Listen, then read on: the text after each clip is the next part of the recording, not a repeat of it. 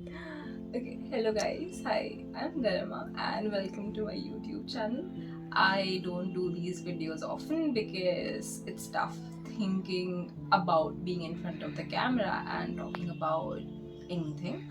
But because it's books, today I'm going to be discussing two debut novels, which is Brutes by Dizz Tate and Kala by Colin Walsh.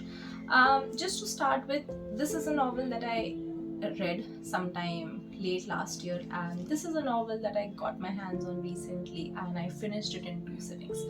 If you compare the size of these books, it's very different. I mean, come on, just look how thick and big this is, whereas this is a small novel. And you would assume that reading this one would have been a much easier experience than this one. Not really.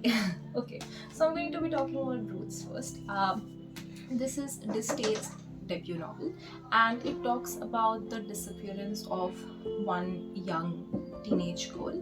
And there is a group of 4 to 5 friends, girlfriends, who are obsessed with the girl that goes missing. And through their collective memory of what happened back in the day and recent flashbacks into their lives in the current day, we get to know a little bit about what transpired, on that fateful day, or in all the events, that lined up together for that to happen. Anything that I speak about this book would most likely end up being a spoiler. So rather than giving you an out of view of what the storyline looks like, I would rather talk to you about the vibes.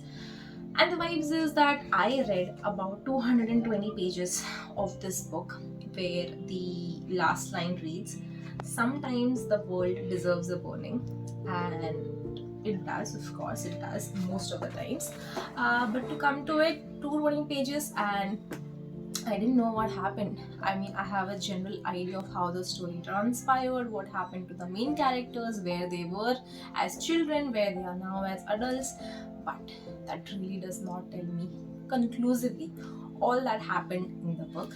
I went down a Reddit hole to figure out what happened, and of course there were many people who had read this book months before me who had already had the same questions, or they had discussed it, and fortunately they'd also found some convincing answers to those questions. So I was glad about it, glad about having read it after people read it, so that I could go to Reddit and read about it, if you know what I mean. But this is a very interesting read, a very strong debut voice, and I'm glad that I got a chance to pick this book.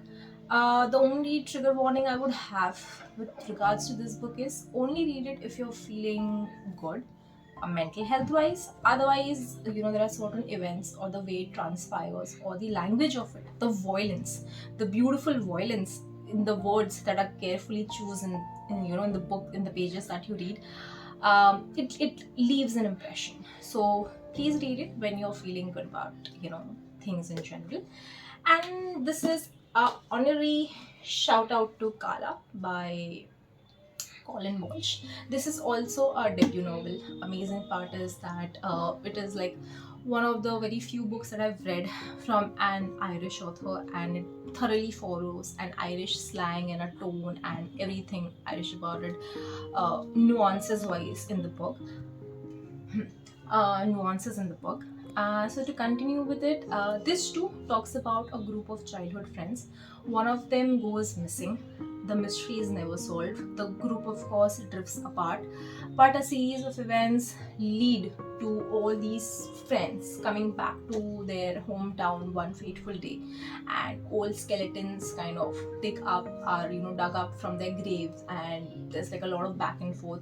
Two younger girls in the present day go missing, and it brings up the memories of Kala, the main character from the book, going missing. And there's like a whole thing about it. The book springs between the past and the present. It shifts POV. It tells us a lot about the psychosis of the characters, how they see themselves in the past and the present, how in a way the events of their childhood have truly not left them all the way into their adulthood, and how a lot of the decisions that we make as adults are simply inspired by the decisions we made or did not make during our childhood. The voice, I mean, as you can see, the author loves to write a lot. But the interesting part is that there is not a single dull moment in the book. I mean, looking at about 426 pages of writing, and to say there's never a dull moment would be an exaggeration, but in this case it is not. You can feel the subtle violence of everything transpiring between the pages, especially when you read the chapters from the past and then you calculate it with what's happening in the present and the oscillation that takes place. Yeah, this is also a literary thriller. I mean, that's the most interesting thing about it, that it's a thriller, it's a murder mystery in all sense of the words, but it is also literary, as profoundly literary as books can get. And I'm so glad that again I got a chance to read this book, because it kind of told me that this is also one type of books that I like reading. So here's to exploring more of that. Once again, this is Garima Bhatt. I have read these two books recently, and if you would like, you should also add them to your TBR. Happy reading.